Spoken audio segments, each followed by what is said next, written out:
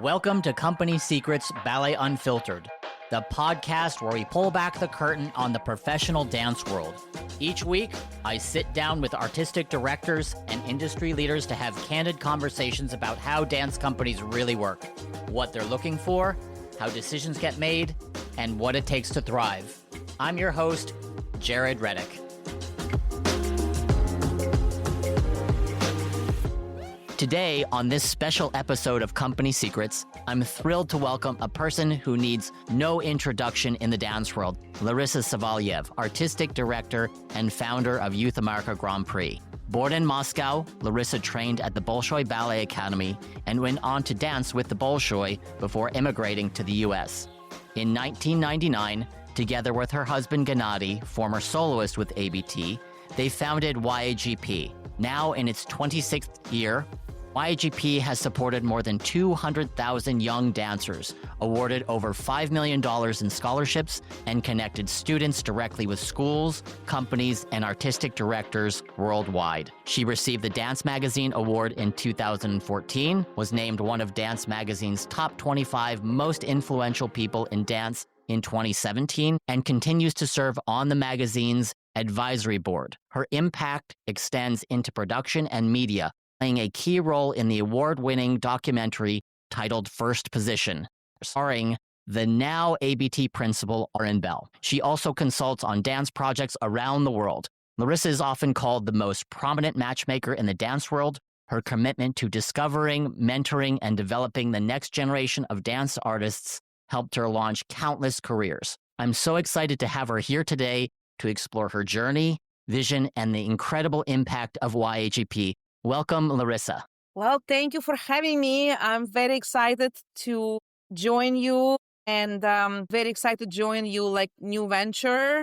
And well, cannot wait for a new chapter because we know each other for quite some time. Yeah, it's been a minute since I joined YAGP over 10 years ago now. Yeah, you've been in Boston, then you've been in North Carolina, and like you've been on the road with us gazillion times and probably gazillion more to come. And I'm very excited for this new chapter of your artistic journey. Thanks so much. I really appreciate that. It's so much fun to be with YAGP and talking with you today. Why don't we start way back at the beginning? And I think about 1999, and I wonder what was the catalyst that compelled you to create YAGP? We go back to actually 1998 because it took us at least a year to get ready and kind of understand what's happening because you have to remember it's no YouTube, no Instagram, no Google, most important. Yeah. So it was a library. That was our main source of information. And the reason why I started, so because Gennady was in ABT and he was traveling like a lot. So I was staying home with our oldest son. He was young then. And I started teaching in a local studio. And it was a very, very commercial competition studio. And I remember one time the students, I prepared for this competition, came back and brought a score sheet back. And in the score sheet, it was written, the routine was not entertaining enough. And I was like, it's not a routine, it's variation, and it's petit pas. And how dare you, are you talking about petit pas this way? I came to director of the school and just say, look at this, how disgusting it is and how horrible it is and how bad it is. And she was like, just stop complaining and bring your kids somewhere else who would appreciate ballet. I was like, okay, tell me where can I bring them? And she say, well, let me think about it. And I was like, well, it's not really. We don't have any place. I was like, what do you mean? America is so big and it's so many dance schools and we don't have a place. And she was like, not really. She was like, well, stop complaining, just create one. And I did it very selfishly for myself as a young and starting teacher because I was looking for the place I can see other bunheads in a way, like me and my students at the time, just to see what's happening in ballet world. Because again, it's right now, everything is so easy. You can just click the button and see anything what you wish to see and everything what's happening in US and abroad. But we're talking about then, and so I was looking for outlet where I can find this information and where I can meet the people, the same teachers. I was looking for outlet where I can meet my colleagues or the, same of the kind. Right. It sounds like you're trying to find a place where you could build a community or be part of a community with like-minded individuals. Yeah, I was not looking for build a community. To all fairness, I was just trying to find the community to join. In a way, to looking for this community, I figured out apparently does not exist. And for me, it was like very, very big surprise. Mm-hmm. Because we came from Russia at the moment, and it was so many different events where all the schools come together, like, Bolshoi and Vaganova came together, and Bolshoi and Perm and Vaganova came together, and we always see these festivals, and of course, Moscow International Competition. So we've been exposed to this event, and I thought as the young dance student, it was important for me to be part of it. And it was a big surprise for me to find out it's in America was nothing like this exists. It was regional Dance America, but it was mostly concentrated on a group and a big ensemble pieces, and it was more like concentrated as a school. But anything with the individual students, nothing like that. And like I say, it was extreme big eye-opening for me to find out it's not there. And it seems for me at the time, it was logical to have something like that. Then I find out among ballet schools, competition has a very, very negative and questionable reputation. Right.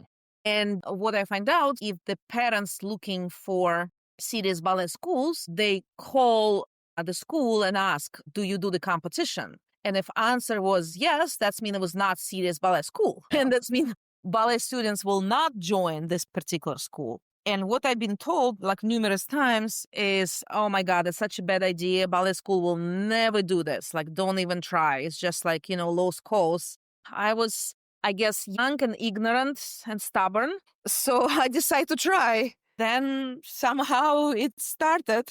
And so here you are 26 years later. And I mean, the competition goes to over 30 cities in the US and over 15 internationally. So you've created this incredible industry and competition. And I think Peter Stark say this, so we are democratized art of ballet in the United States. Yeah, absolutely. And we make it more accessible to the general public and to general population. I guess that's the one thing I'm the most proud. Just thinking about all the opportunities that these young dancers have been able to partake in because of the competition, connecting so many dancers to so many schools and companies. That's something to be incredibly proud about. The worst part when we start now going back, and we can laugh about this, but then I was doing just crying because it was just every step on the road was the bump road. Yeah. Because in a way we were the pioneers. We create whole industry of the ballet competition in the United States, which I'm very, very happy because it's mean more and more kids get the opportunity. But when we started, it was nobody to follow. All this competition, now they kind of follow our footsteps. We were the first one. And we pretty much, way we find out if things is work or not, it's by trying and making mistakes and figure out, no. We're going the wrong way. It doesn't work. Let's try this way. Yeah.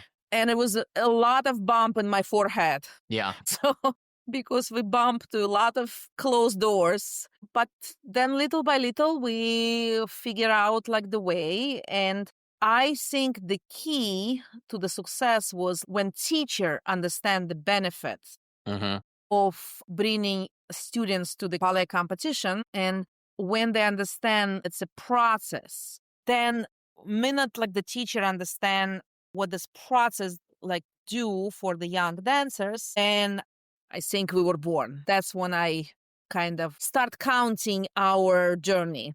I would think that would absolutely be a turning point. From my perspective, I see YAGP as obviously you have this support of these young dancers, but also these schools who are preparing them. And you see the investment in the dancers to understand how beneficial the process is to their training and to their growth as young artists. I really think the most important thing is not the competition. The most important thing is the process preparing for going on stage. Yeah. I really think it's the most important things in a young dancer's dance journey. That is something to continue to message to these young dancers who want to be perhaps Insta famous, right? They post their variations or pictures from their variations and they get lots of likes. But really, to be a professional dancer, you have to invest in that process deeply to become an artist. I have a love-hate relationship with social media.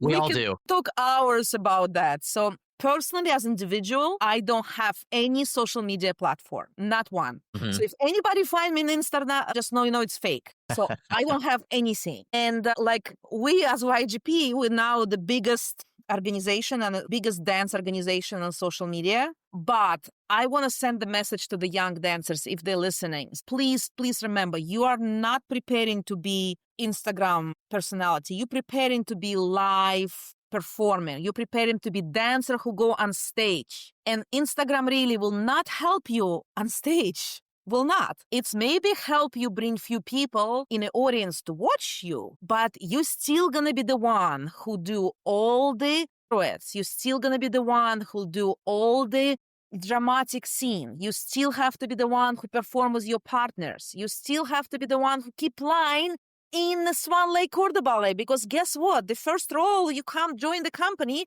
probably will be Corps de Ballet of Swan Lake or Corps de Ballet of Nutcracker. Mm-hmm. And Instagram will not help you there. And that's what they have to remember. So I wish to just remember this a little more often, because they think more likes, important. Yes, it's important for certain things. But if you see yourself as the artist being on stage, then remember, you have to deliver on stage, not on social media.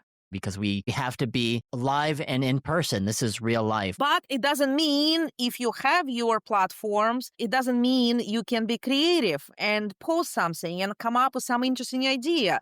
Absolutely. So please do, but just keep in mind this in addition to your training, not instead.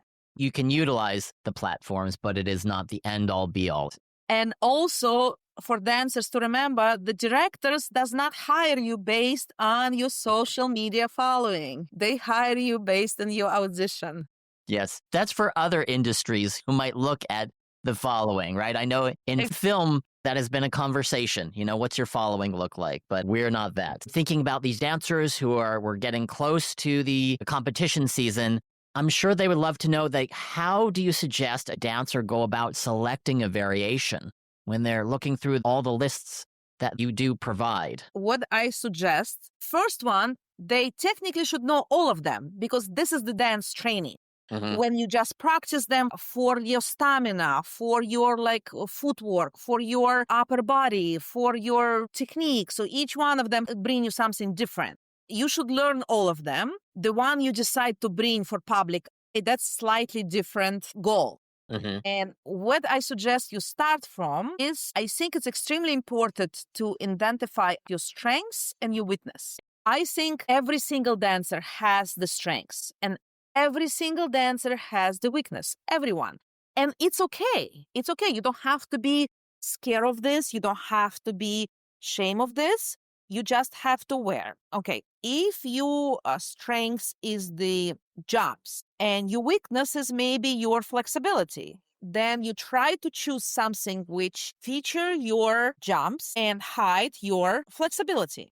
For example, William Tell variation has featuring your jump, featuring your footwork, but doesn't put the accent on your flexibility. Reverse, if let's say you're have a beautiful lines and very nice upper body, but doesn't have maybe this strong firework technique, you choose something like Raimonda, for example, which will feature your gorgeous upper body, which feature your flexibility, but maybe doesn't necessarily put accent on your strong turns. If you are turner, then you choose something where you can sparkle. Choose Esmeralda, choose third variation from Odalisque. So just few examples. Hopefully they're not just working on their own, but they're working with their teachers and the coaches. So hopefully they're also relying on their coaches to help them choose a variation. Absolutely. But also my advice for the coaches is don't be afraid of making some slight adjustments to the choreography. Again, it doesn't mean you should put Italian fuite in Aurora variation. Absolutely not. But let's say if you underdone pirouettes, let's say not as strong as you underwore, it's okay to switch it. Of course, they still are students. They're not professional dancers. As long as you stay in a style of variation, as long as you stay in making sure it's look organic, you can make some few smaller adjustments to feature the dancer in the best possible way and maybe not necessarily show off their weakness at this particular moment. Right. It's always about maintaining the integrity of the art form. And what you're saying is maintaining the integrity of the style of that variation. Yeah. I think the style is the most important things. How I try to explain some of like students, which I don't have that much, unfortunately now. I wish I have more of them. That's part I miss the most. But let's say if each variation has a color, so you can switch the color variation. Mm-hmm. Let's say if Don Q is clearly red. Let's say Raimonda is white or light pink. So you can add any red inside a white variation. As long as you just stay in your lane and as long as it's look organic. That's what I think is very, very important for the young dancers. So it has to look natural, has to look, they have to perform rather than doing steps. This is a great place to kind of segue. This question is actually from a student of mine that I work with. And she was wondering, talking about colors and variations in some respect, how much do costumes and presentation influence the overall impression compared to the artistry or the technique? Well, number one, at least for our competition, I'm not sure for other events, even if you come in a just simple white rehearsal tutu and any kind of leotard, it will be absolutely fine for us. You don't have to spend fortune on you tutu. I mean, of course, if you wish to do so, you're more than welcome to do it and looks great. Then in this case, again, we're coming back to the weakness and strengths of you as an individual. If, let's say, you have a maybe small boo-boos, somewhere, you might cover it with a costume and it's perfectly fine because, again, nobody's perfect and perfection in ballet does not exist. We have to remember this. You just have to wear something which you look comfortable and where you think it's feature your best side too. I think from my perspective as someone who's judged at YAGP for many years, just what you were saying, it's not important what the costume is for the dancer. I'm looking at potential. I'm looking at training. I'm looking at how do they invest themselves in the artistic aspects of that variation. If your question is, should I spend money for the costume? No, don't. So it will absolutely will not affect your performance. And that's why I also suggest you might borrow from somebody from friend. So you might rent it. But honestly, if you're looking to spend, $500 on a training or $500 on a tutu, tell you hands down, spend it on the training. Yeah. I agree. I mean, that's great advice for these dancers because there is always a financial aspect, especially when some dancers are traveling. They're traveling to each location and then hotels and all the things that go along with the expense of competing. Yeah, that's why I'm saying. So just choose wisely how you apply your resources. We're talking about traveling. There are some dancers who choose to go to multiple locations. What's your advice on that approach for dancers wanting to compete in October in one city and then they grow throughout the year and then maybe at the end of the competition, they're in another city? We see this happen a lot. I would say it became a trend, which was a huge surprise for me. We did not expect that. I think the biggest benefit with that is you see completely different judges. If you're looking at our jury panel, every single person is a professional, either major institution or school, or used to be the dancer, in the major companies. But you guys all have a different taste. And sometimes we have, let's say, more Balanchine school presented. And sometimes we have a more European school presented. Sometimes we have more Americans. It just happened simply by which judge is available which weekend. Right. When are you available, number one? When is the closest location to you, number two? So sometimes you have very interesting mix and the results can be very, very different. And I think students notice that. So Yeah. we have somebody who can literally be top winner in one location and will say be number 10 or even 15 in another, which is totally fine because they actually look at the score sheets and say, okay, so-and-so like me very much and so-and-so was not that impressed. Maybe I'm not the cup of tea. And Yeah. I think this knowledge is also important. It's art and it's completely subjective. So you have these different panels of judges in each of these cities, and they're going to all have their own perspective on what they find to be the most important thing that is presented up on the stage. Another advice for the young dancers, every time before you go on stage, just remember, you're not going against the clock. You're going against human opinion Yes. with all the pluses and minuses of that. And you have to treat it accordingly. So you don't have to, if let's say you did not do as well as you was hoping for this time, just remember, that was just this particular 4 or 5 people and this particular day. And tomorrow it will be different 4 or 5 people and it will be different day and completely different outcome. And they just have to keep remember this. Like, so it's not life is over if you didn't do well. It's just today it's what's happened. Tomorrow is different day. Which is good for all of us to remember, right? Because we all have good days and bad days competing. You might have a good competition one day and a better competition the next day. So we have to always be cognizant of that.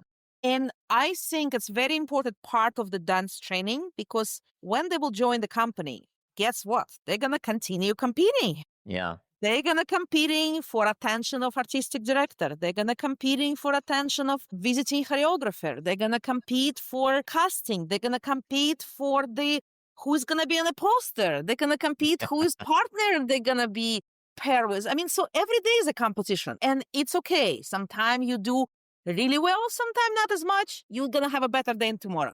I had a guest on a couple weeks ago who said, you know, the happy dancer is the one that's standing in the middle. And so I thought that was an interesting perspective. It's the one who has the most attention at that moment. So it is totally what you're saying there. I agree, 100%. One of the things I love about YAGP as a judge and also as someone who works with students, young dancers and older dancers and professional dancers is it's not just the weekend that you're there. You're not just doing the competition, but there's also master classes and there's opportunities for the dancers and the coaches and the studio owners and the teachers to network with each other. So speaking on the dancer side of things, how would you advise these dancers who go to the competition that they maximize their weekend while they're competing? First one, the classes are extremely important, extremely important. If the dancers remember this, so sometimes it's more important to stand out in class than stand out in competition. And I can give you countless examples of the dancers who did not do well in the competition and stand out in class, end up in a top-notch school, including like ABT and Royal Ballet. Yeah. Even this season, we have a few dancers who end up in the dream places and they were not even placed in finals. Yeah, I know for me, when I'm judging, I have recruited many students from the classes and not from the competition. But it was because of the classes, because I got to see them in class, I got to work with them, and I got to understand better about who they were as dancers.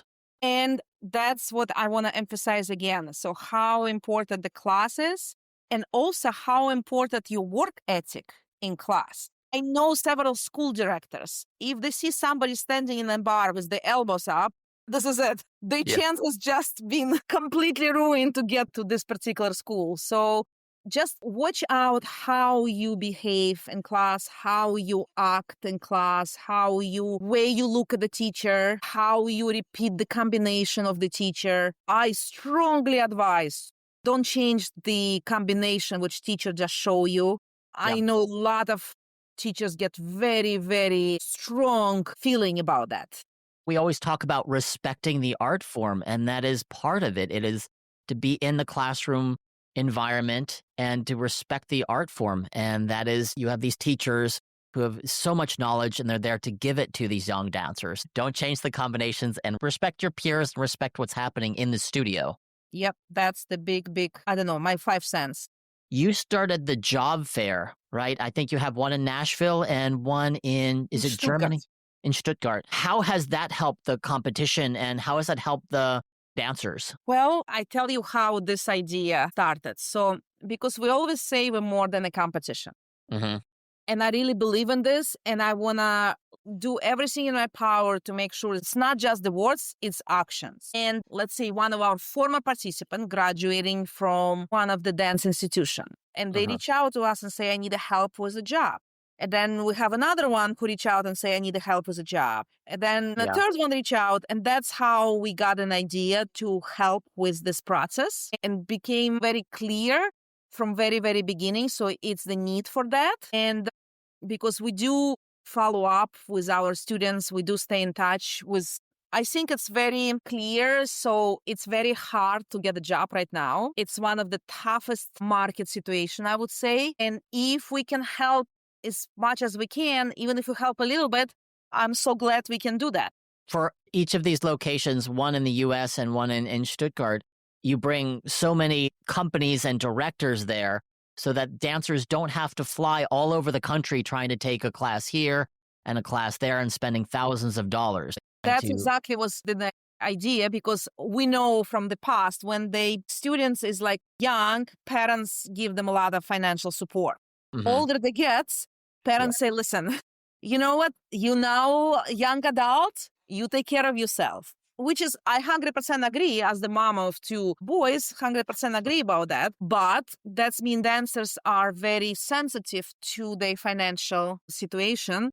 And of course, audition do cost money and especially travel to audition. And the job fair is, by the way, completely free for all the students from the partner schools, which pretty much 90% of the students who join us. And very nominal fee for those who are not coming from partner school, but still very, very minimum. It's such a great resource. Being able to manage your budgets when you're a dancer in a field that doesn't necessarily, we don't get big signing bonuses like in pro sports. I think dance is most undervalued art form. We get paid the least amount, Our professional life is the shortest. It's really, really difficult to survive in this industry, but everybody who decides to get their life dedicated to dance, not looking at this and not looking in the financial benefits, they just know they cannot do anything else. They only want to dance. It's a calling for so many people. They find their emotional and artistic homes in dance, in the studio, on the stage, performing. And it's invaluable to them. And how do we help support these young artists? Changing gears once again, this was a question from another one of my students who has competed in the past. And she was wondering, there is always a question about fairness and politics in competitions. So how do you and the YAGP team work to ensure the integrity of the judging process? Okay, I will ask you like this. You one of our judges. And you somebody with a strong dance background and somebody who has like very strong dance career. Did I ever can question your integrity? No. And I could answer the question. No one wants to hear it from me necessarily. But yes, if we're in a city and you're there, you leave the judges alone and we deliberate amongst ourselves. I don't even go near you guys because I have more kids who are close to my heart than the prizes. Let's put it this way. Somebody who we all as individual have people we drawn to. In any art form, in any humanity, like we have friends and we have people who naturally we have connection. And I have more of this people than the prizes, period. So in the end of the day, I know some of the people will be disappointed. I don't want to be part of this process. But I know it's very hard to digest the fact. So maybe just you didn't perform well, or maybe you didn't do your best. And it's always too easy to say, oh, it was somebody else's fault. I think this goes back to the previous point of We're talking about a dancer going to multiple locations, and in one city, you might perform really well for those judges, and another city, you could perform equally as well, but it's viewed differently. And that's what I keep emphasizing for all young dancers. Before you go on stage, just remember it's a human opinion you are dealing with. And you have one critics who might absolutely adore your performance, and one critics who will just tear you apart, and you have to be able to accept this. You say to tear a dancer apart, but I know as a judge how important it is for you that us as judges, that we present constructive and positive criticism to the dancers, right? We are there to help support their journey, right? We're not there to break them down. Absolutely. But you remember, I didn't say the judges, I say the critics. Oh, yeah. You're right. Thank you for correcting me. Because they do tear you apart. Yeah. And how many times you watch the show and then read the review next day and say, do we really watch the same show? Yeah. How many times you have the situation? So you disagree 100%. But it's okay. You have to be able to accept this and move on. And if dancers will learn how to deal with this emotion and how to accept this, their life will be so much easier. Their dance career will be so much easier. And I think they'll have a much better success because they will have a less stress about that. It's a hard lesson to learn.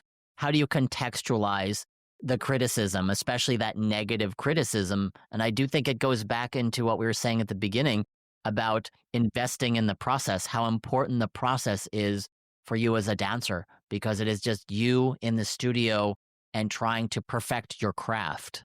I think the dancer has to understand more criticism they get in a dance studio, it's better for them as a dancers. More corrections they get from the teacher, which every correction is technically is a small criticism. But they should not take it as a criticism. They should take it as the benefit, and way they should look at this, the teacher actually investing his time to give you correction. I'm giving you one example. When I was in bullshit school, a teacher get mad at me for I didn't do something what she wants me to do, And so she boycotted me for maybe a week. So it's mean I was coming to class and I didn't get single correction, and I was coming home crying, and then, I don't know, week pass. And then, so she, excuse me. And then start pushing on me again.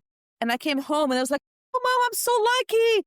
She screamed at me whole class today. I'm so lucky. I'm so lucky. Such a great day. And that's I think, way the dancer should look at this. If they get a criticism, they apply, they say, okay, let me fix this and move on.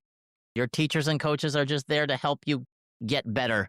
They're trying to pull the best out of you. And if they say every 5 minutes, you look beautiful, it's actually not necessarily the best thing for you. Because that's also, I hear this a lot, the dancers say, oh, my teacher was keep telling me how beautiful I am, and it's been year 3 and I cannot get a job. And maybe the teacher should not necessarily say you're not beautiful. That's not what I mean. Absolutely, every dancer is beautiful in their own way. But maybe if you point that out to the weakness, which can be fixed, will actually make you better dancer. Try to make you the best you can be in the studio. And that sometimes is all those little corrections. Try to pull more out of you. Exactly. And sometimes it's maybe doesn't make you happy this particular moment, but keep in mind the teachers try to do best for you and try to make you better dancer tomorrow.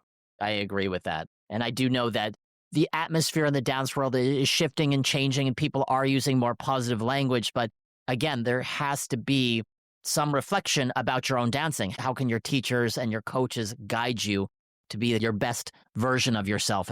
You've had such a long, 26 years. You've had such a long career with YAGP, building it up, and you've seen so many dancers go on to successful careers. How do you think about your legacy for YAGP? What are you hoping that YAGP leaves to the dance world? Oh my God, such an interesting question. I actually don't think about legacy. I just think about today. I don't think about tomorrow. But I do this because it's give me as a human being just like this incredible pleasure to work with young dancers. And I thank them for giving me the opportunity, to touch their life. So to trust me with opportunity to help them. Literally, that's all I'm thinking. I don't know. I don't think about legacy. Somehow it will, whatever universe decide, that's what will happen. And I do agree with the viewpoint of it's such a privilege to work with these young people and help them on their artistic journey and as their journey as young people. It is a real privilege to do that. And now, like you just say, so we do have quite few years I can look back, and we start doing a lot of the videos when we start with somebody when age of 9 or 10, Right. and then go until like the professional dancers. And it's actually incredible to see this process, how somebody became butterfly. He just like very slow, step by step, and then just like boom, they spread the wings and this became this incredible beauties on stage. It's such a gift to witness of these young people and see their success as they move through their lives as dancers. And just out of curiosity, how many principal dancers do you think have come through YGP over the years, like ballpark? Oh my God, Or even, hundreds, sure. But yeah. most of the ABT principals is like our babies and soloists and like every single company in the planet, every single one, like, Paris Opera, Royal Ballet, Mariinsky, Bolshoi, Stuttgart, Australian Ballet, San Francisco Ballet, Boston Ballet, Houston Ballet, New York City Ballet. I mean, like pretty much all the major company and many, many other, like who I think maybe they're smaller in the size, but they are the company as beautiful as the other one, like Ballet West and Colorado Ballet and Oklahoma and Nashville. And it's so many beautiful companies, and every single one has our principals. That's incredible. I mean, that's Every absolutely single one. incredible. And not only principals, but at the headliners in a way, I would say, like Mhm. those who audience cannot wait to see on stage, those who audience cherish the most. And what interesting fact is now going back, some of them were very clear, very, very clear they'll be principal. I Mhm. remember when Catherine Herlin showed up on stage at age 10, you knew she's going to be somebody special because she just grab you and don't let you go. But, for example, Chloe Misseldine, we always laugh about her. She was short and she was nothing what she looks like this now. But so she has incredible strengths. And when I knew, for example, she'll make it when she come back 2 years later and she looks completely different and her mindset was completely different. And then you knew somebody is in the right track. But they all have very different paths. And some dancers, I thought, oh my God, they'll have an unbelievable career. And they didn't. For different reasons, they just didn't. And some, like, it was like, oh, well, I really hope. And then one day, boom, they start progressing. And then next year they say, oh my God. And then 3 years later, it's like, oh my God. Yeah. So that's why they all have a different path. And you never know which year they'll spread the wings. You just never know. It's human development and it's dancer development and artistic and emotional development. It all goes on its own timeline and we can't control it. And it happens when it happens. It's too many to mention. I do keep track with our former alumni and Win Communication. When they premiere, they send me like picture from the premiere or like when somebody did a new choreography, we in touch.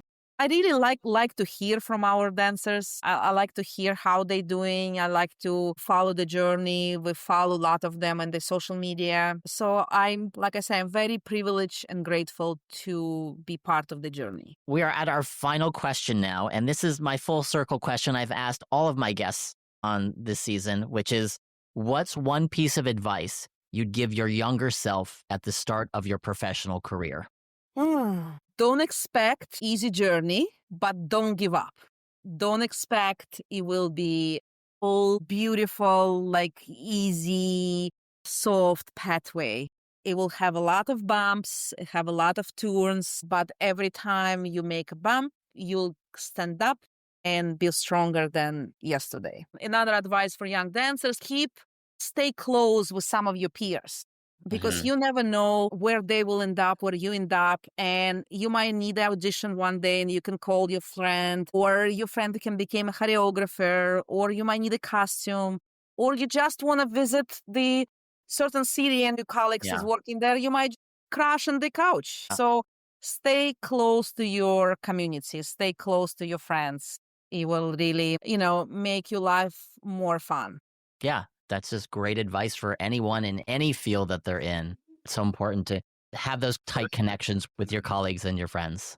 Larissa, thank you so much for being here. Thank you for taking the time in your busy schedule. It's been a pleasure talking with you tonight. Thank you so much for having me, and cannot wait for our next one. If you liked our conversation here today, you can follow Company Secrets Podcast on all platforms and on our website, companysecretspodcast.com. Thank you for listening, because the stage is only part of the story.